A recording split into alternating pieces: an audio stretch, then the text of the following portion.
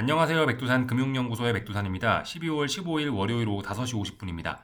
미국 증시는 지난 금요일에 하락 마감했습니다. 낙폭이 좀 작지는 않습니다. 나스닥 1.6%, 1.7% 가까이 빠졌고요. 이런 걸 보면 가벼운 하락은 아니었습니다.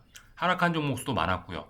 전반적으로 시장 분위기는 안 좋았습니다. 그렇지만 패닉까지는 아니었습니다. 지난 금요일은 이제 특정 섹터가 강하게 빠지면서 대형주 섹터가 강하게 빠지면서 지수의 흐름이 안 좋았던 거지. 뭐 시장 분위기 자체가 막 안 좋았던 그런 것은 패닉장까지는 아니었던 것으로 패닉장까지는 아니었던 것으로 보셔야 되겠습니다.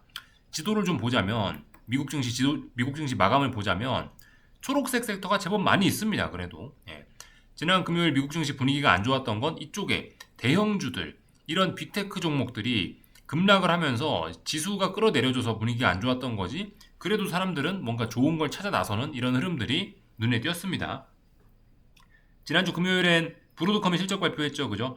브로드컴이 실적 발표했는데 뭔가 투자자들이 마음에 안 들었는지 이게 브로드컴이 11%, 12% 가까이 급락하면서 지수가 끌어내려진 것입니다. 그죠? 브로드컴이 실적 발표하기 전날에 오라클이 실적 발표했는데 오라클도 한 10% 가까이 실적 발표하고 급락했었죠.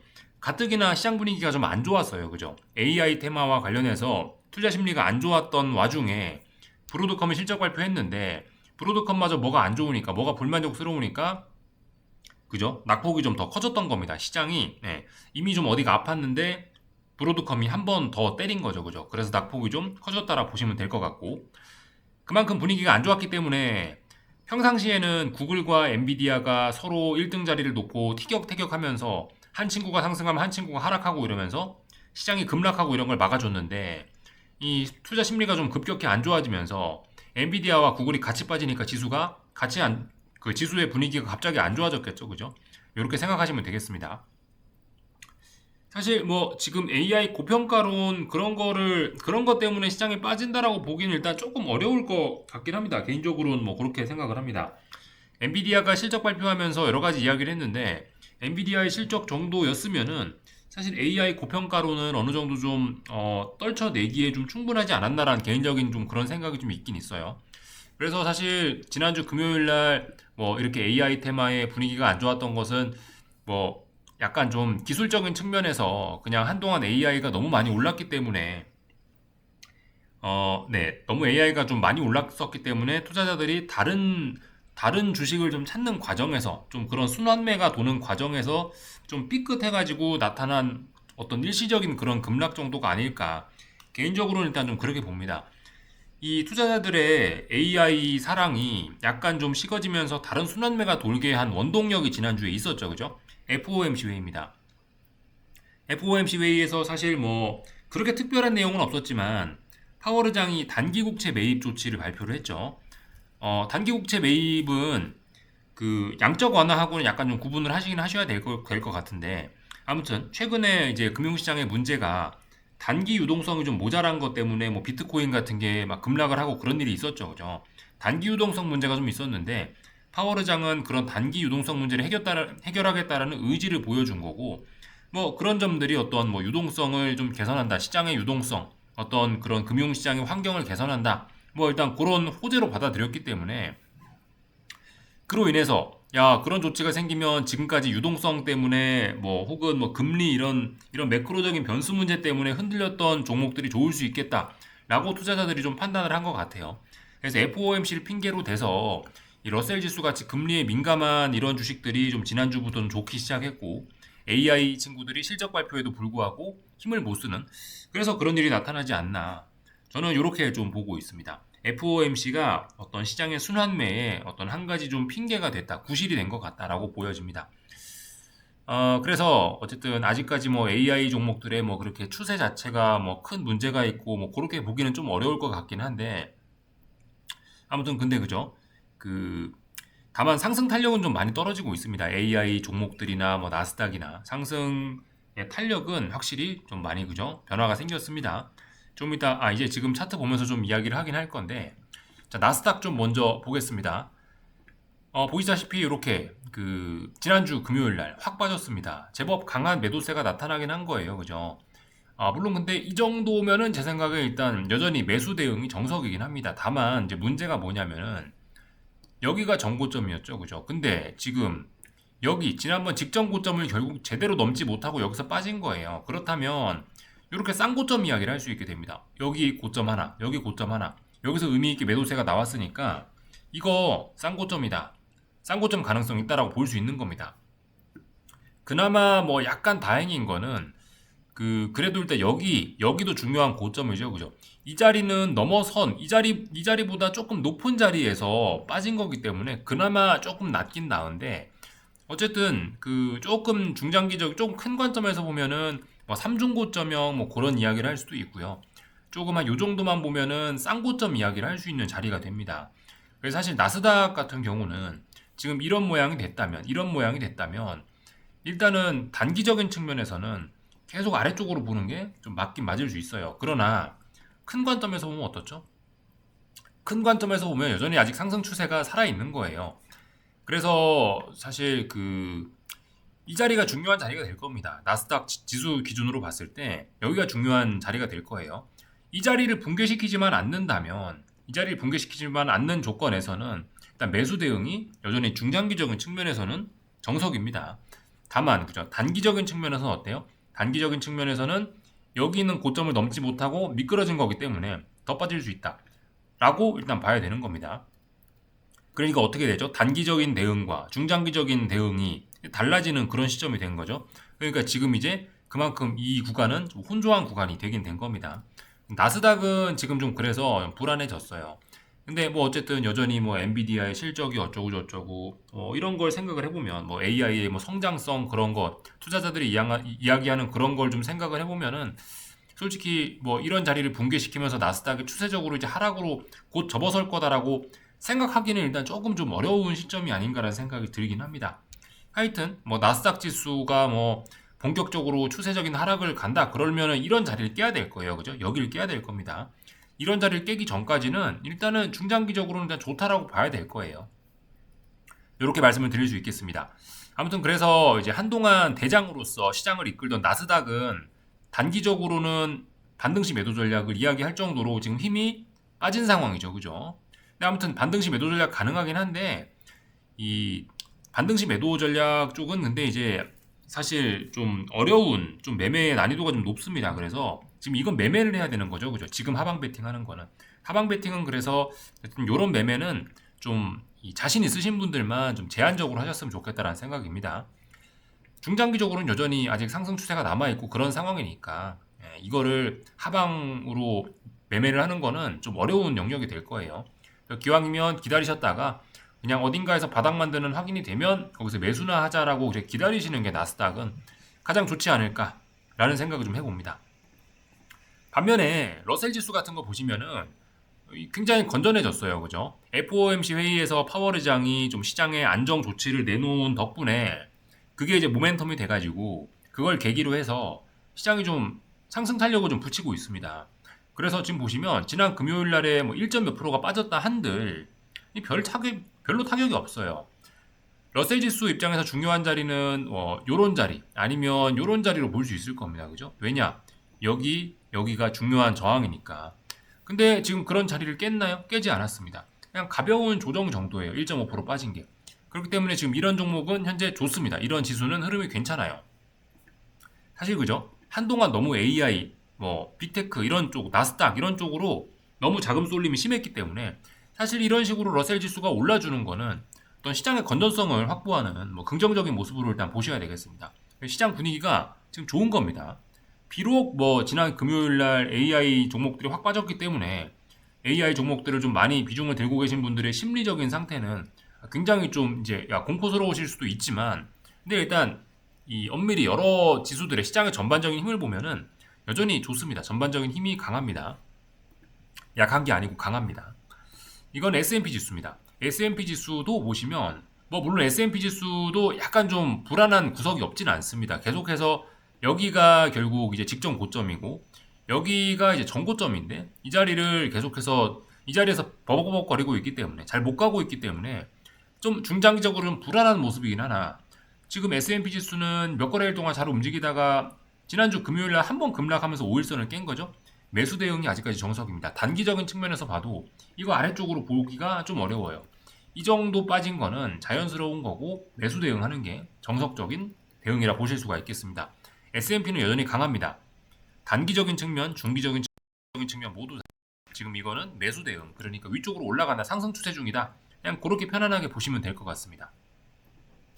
지난주 금요일 시장이 좀 많이 빠지긴 했는데 좀 재밌는 일들이 좀 몇 가지 있었어요.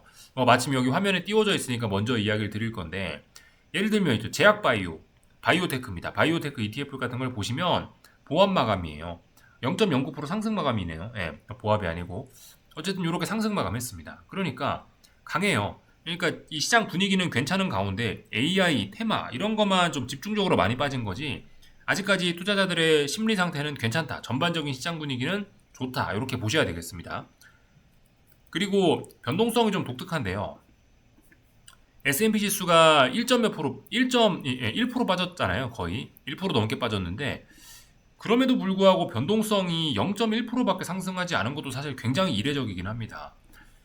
굉장히 이례적이긴 한데, 아무튼 지금 이런 지표를 보면은 이 시장은 굉장히 강하다라고 보실 수가 있는 거예요. 변동성이 추세적으로 막 살아나야, 이래야 이제 시장이 정말 위험한 건데, 보시다시피 S&P 지수가 1%나 빠졌는데도 불구하고 변동성이 상승하지가 않습니다. 0.1% 상승 마감이라는 건 이건 뭐 매우 안정적이라는 거죠. 계속해서 아래로 간다 보시면 되겠습니다. 그래서 지금 미국 증시는 매우 강합니다. 다만 좀 전에 말씀드렸던 것처럼 나스닥은 금요일 날 하락으로 힘이 확 좀 빠졌어요. 단기적인 힘이 확 빠졌습니다. 그래서 나스닥은 당분간 좀 주의해야 되실 수도 있어요. 당분간 뭐 한 이번 주 이 정도 좀 더 지켜봐야 될 수 있습니다. 섣부른 매수는 나스닥은 좀 위험할 수도 있다 생각하셔야 되겠습니다. 이번 주 목요일인가 마이크론 실적 발표가 예정이 돼 있더라고요.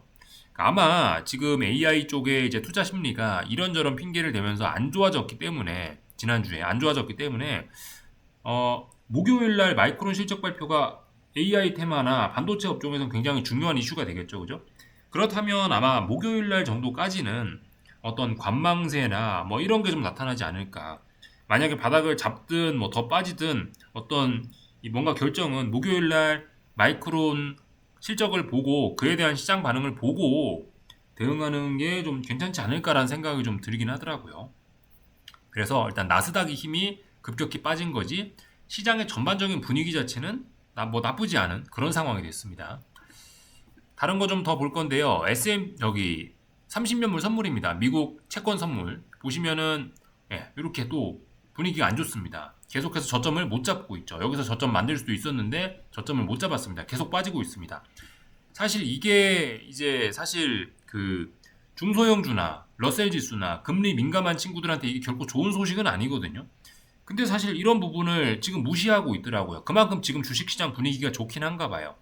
파월의장의 그 단기 국채 매입 조치가 뭐 주는 효과가 좀 크긴 컸나 봅니다. 이렇게 장기 금리가 올라가는 과정 중에서도 좀 전에 제약바이오 업종 그 ETF 보셨죠? ETF 같은 걸 보시면 잘 버티고 있어요. 하여튼 좀 독특한 상황입니다. 채권은 분위기가 안 좋습니다. 계속 장기 금리는 찔끔찔끔 올라가고 있는데, 이거는 계속 이렇게 되면 주식시장의 불안 요인이 될 수 있으나 주식시장이 이걸 의식하지 않습니다, 지금. 그래서 일단 채권만 안 좋구나, 이렇게 좀 보셔야 되겠습니다. 채권은 바닥 잡기가 어려워 보인다, 계속해서 빠지고 있다, 이렇게 보시면 되겠습니다. 외환 시장도 답답합니다. 지금 상황에서 보니까 또 하여튼 연준에서 파월 의장이 좀 비둘기파적인 이야기를 해서 그런지 달러 약세가 또 조금 나타나면서 보니까 계속해서 그냥 답답한 구간에서 이 달러가 강세로 확 전환될 수 있는 구간이 그나마 이런 구간이었는데 그 구간마저 좀 놓쳐가지고 이도저도 아닌 답답한 구간이 됐습니다. 외환 시장의 방향성은 여전히 답답합니다. 눈에 잘 보이는 건 없고 금값 잘 오르고 있죠, 그죠? 특별히 문제될 거 없습니다. 이 달러가 조금씩 약해지면서 금값이 다시 상승할 만한 어떤 그런 모멘텀을 찾은 것 같아요. 그래서 보시다시피 이 자리가 대략적으로 전고점이죠. 돌파 한작 시도하고 있습니다. 금값의 다시 랠리가 좀 기대가 되는 그런 자리입니다. 그죠? 이 자리 돌파 한작 하면 어떻게 되죠? 돌파 한작 하면 레벨업이죠. 그죠? 그럼 신고가 랠리, 다시 탄력적인 랠리를 기대할 수 있습니다. 지금 이번 금값은 이거 61선이죠. 61선 터치 안 하고 21선 조정해서 지금 끝났단 말이에요. 그렇다면은 앞으로 상당히 탄력적인 상승도 기대할 수 있을지 모르겠습니다. 굉장히 힘이 좋습니다. 다 본 것 같고요. 뭐 다른 원자재들은 전부 뭐 거의 대부분 좀 흐름이 좀 답답하니까 특별히 뭐 이야기하지는 않겠습니다. AI 하여튼 AI 조정으로 인해서 구리값도 좀 조정을 받았으나 일단 계속해서 좋게 좋게 위쪽으로 봐야 되겠죠. 전반적인 이야기들 다 드려봤습니다. 오늘 한국 증시는 그죠? AI 테마가 약했다. 나스닥 이런 게 약했다. 그렇다면 삼성전자, 하이닉스 약할 수밖에 없을 겁니다. 미국 증시 분위기가 어땠다라 말씀드렸죠. 뭐 제약바이오 이런 거 괜찮았다라 말씀드렸죠. 오늘 제약바이오 괜찮았습니다. 사실 미국 장기 금리가 오르는 게 뭐 이런 제약바이오에 별로 좋은 건 아니나 주식시장 분위기 좋아서 그런가.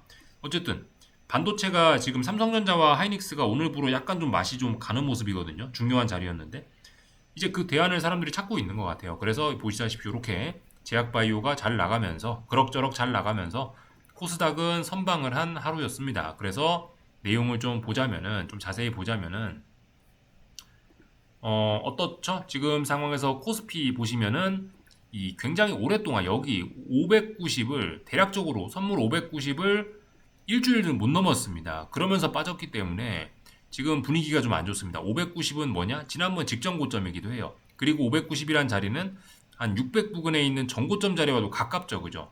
590에서 600은 정말 무거운 저항이 된 거예요.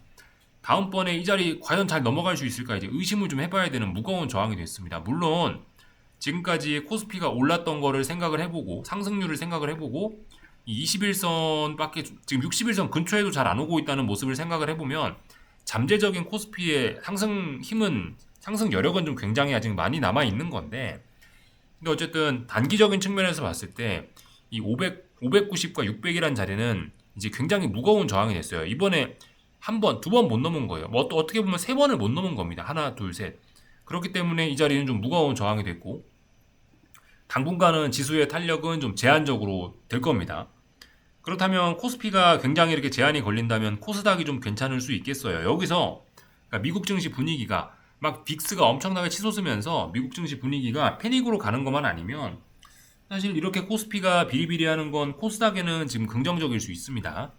그렇게 좀 생각을 하시는 게 맞을 것 같고 어쨌든 이제 지난번 이젠 사실 그죠 단기적으로는 이제 아예 코스피 지수 자체는 좀 안 쳐다보시는 게 좋을 것 같아요. 지금 상황에 조금 오르나 조금 내리나 이거 이제 알 수 없는 좀 그런 영역으로 갔습니다. 단기적인 측면에서는 조금 더 좀 아직 바닥이 제대로 안 나왔다라고 보는 게 맞을 것 같아요. 좀 더 빠질 수 있는데 그렇다라고 해서 지금 삼성전자 하이닉스가 엄청 많이 빠질 거냐? 솔직히 그죠? 아직 시장 분위기가 좋아서 어쨌든 계속 말씀드리지만 이 하방 베팅은 지금은 조금 생각을 안 하시는 게 맞지 않겠냐라는 생각이 들어요. 물론 단기 매매를 할 수 있겠죠. 자신 있으신 분들은 매매하시면 되는데 좀 위험이 좀 클 것 같습니다. 하방 베팅은요.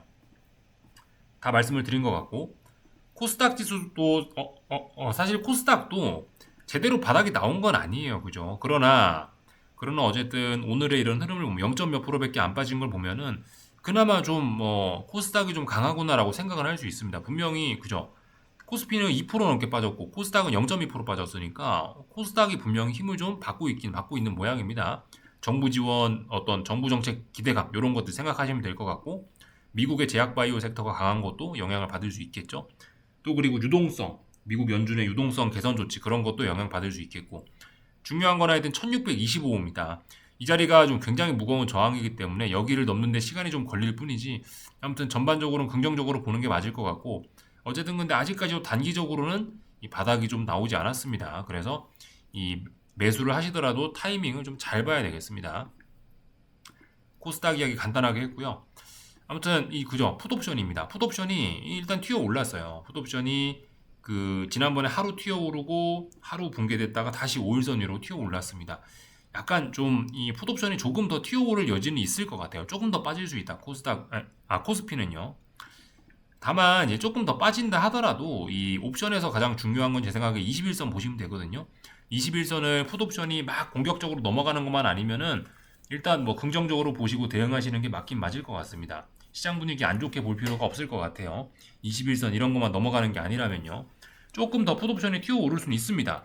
그러나 이 풋옵션 요걸 수익을 내겠다고 풋옵션을 매수하거나 이런 건 사실 좀 굉장히 위험 부담이 많이 따르는 것일 수 있습니다. 그래서 어쨌든 코스피는 이제 힘이 좀 혼조한 그런 구간 안에 들어서서 코스피는 뭐 일단 안 쳐다보시는 게 제일 좋지 않을까 싶습니다.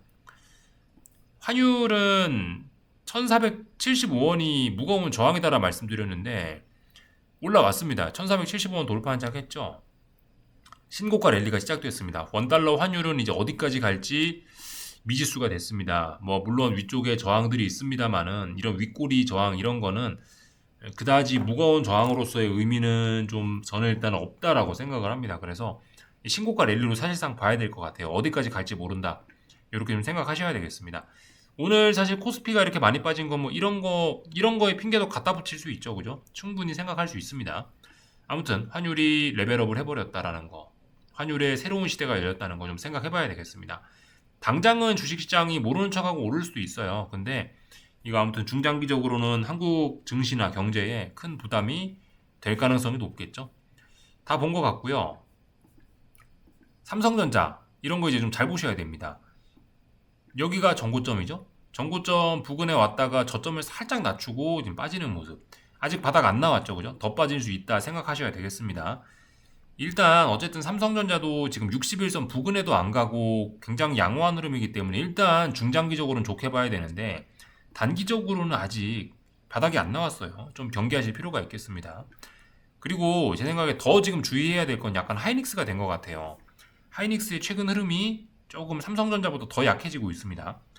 여기가 전고점이죠. 전고점에서 고점이 눈에 띄게 낮아졌습니다. 뭐 물론 그렇게 심각한 건 아닌데요. 얘도 아직까지는 이 정도면 잘 버티는 축에 속하긴 하는데 고점이 낮아지는 상황이고 그리고 대략적으로 이런 저점과 저점을 연결하면 어떤 선이 보이죠? 이런 선을 지금 깨버리고 있기 때문에 살짝 깼었기 때문에 이거 여기가 이제 50만 원 지난번에 11월 26일 날 바닥이 50만 1,000원이었죠. 50만 원이 바닥이냐? 이게 이제 좀 의심을 받는 그런 단계까지 왔습니다. 아마 50만 원 테스트를 생각을 해야 되지 않을까라는 생각이 좀 들긴 해요. 그래서 아무튼 하이닉스 같은 거 지금 삼성전자보다 흐름이 더 안 좋아졌습니다. 삼성전자는 그나마 전고점 부근까지는 올라왔었잖아요. 11만 얼마.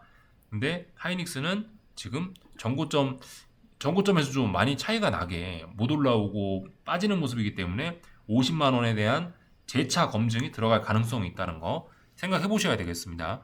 그래서 반도체 업종이 좀 이렇게 되면은 뭐 좀 조정을 좀 더 길게 받을 수 있다. 그렇다면 코스닥에서도 아무래도 그죠? 이런 친구들 이쪽에 있는 뭐 반도체와 관련된 친구들이 좀 약할 가능성이 있습니다.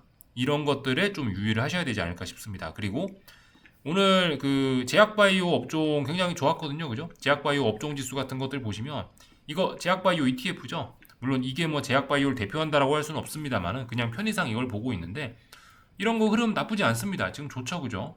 물론 얘는 고점과 고점을 이런 식으로 연결을 해보면 어떤 추세선이 나오겠죠. 이런 식으로 추세선 저항이 나오겠죠.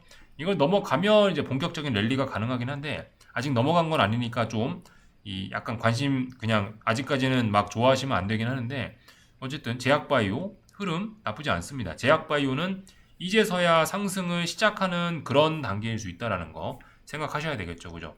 지난번 이렇게 저항이 있었는데 이 중장기적인 이런 저항을 넘어서는 모습이기 때문에 제약바이오, 코스닥 계속해서 좀 좋게 보실 필요가 있을 것 같아요. 다 본 것 같고요. 다른 나라들 조금만 보고 마치겠습니다. 일단 뭐 중국 증시부터 좀 볼까요? 중국은 뭐 이런 모습이죠. 이 전반적으로 다들 이 좀 찔찔찔찔찔 지금 연말이라 좀 힘이 없습니다. 중국 증시 힘이 좀 빠지고 있다라는 거. 이 정도 보셔야 되겠고 그리고 이 중국 증시는 지금 보시면 이제 여기가 고점이고 고점이 지금 여기서 질질질 빠지고 있는 거기 때문에 쌍고점 이런 생각 하실 수 있겠죠. 그죠? 좀 힘이 빠졌습니다. 이런 거를 좀 주의를 하셔야 되겠다. 그러나 어쨌든 추세적으로 정말 중요한 자리 뭐 이런 자리 혹은 뭐 이런 자리들이 될 겁니다. 이런 자리들이 깨지면 본격적으로 하방으로 가는 건데 지금 또 그거는 또 기대하기 좀 어려운 상황인 것 같죠. 그죠? 아직까진 다 분위기 좋다라고 봐야 될 것 같긴 합니다. 일본 증시 같은 경우도 뭐 지금 보시면은 좀 흐름이 좀 전고점 여기 직전 고점 앞두고 좀 둔화가 되어 있긴 한데 이것도 그죠 중요한 자리를 깨야 이제 하방으로 보는 건데 그냥 이제 어떤 모멘텀을 잃고 그냥 옆으로 이제 횡보를 하는 겁니다. 이게 그죠 그래서 좀 혼조한 그런 구간이 좀 된 것 같습니다. 단기적인 측면에서는 이제 그래서 이런 거 같은 경우는 이제 위로도 아래로도 좀 제한적이니 안 쳐다보는 게 그죠? 좀 답답한 그런 구간이 된 겁니다. 근데 어쨌든 기본적인 생각은 긍정론이라는 거예요. 지금은 아직까지는요. 이게 추세가 하락으로 꺾이려면 많은 확인이 필요합니다. 아직까지는 긍정적으로 보자 이겁니다. 독일 증시 같은 것도 그래요. 독일 증시 같은 것도 최근에 이 반등세, 이 흐름이 계속해서 지속되고 있습니다. 여기에서 이렇게 떨어지던 이렇게 떨어지고 있는 이 추세선도 지금 극복을 한 상황이잖아요. 그죠? 그러니까 그러니까 조금 더 좋게 볼 수 있긴 있는데 어쨌든 큰 틀에서 보면 박스권이다. 그죠? 답답합니다. 이래저래 답답한 증시들이 좀 많이 있는 그런 상황입니다. 여기까지만 하겠습니다. 궁금한 거 리플 남겨주시고 내일 저녁에 뵙겠습니다.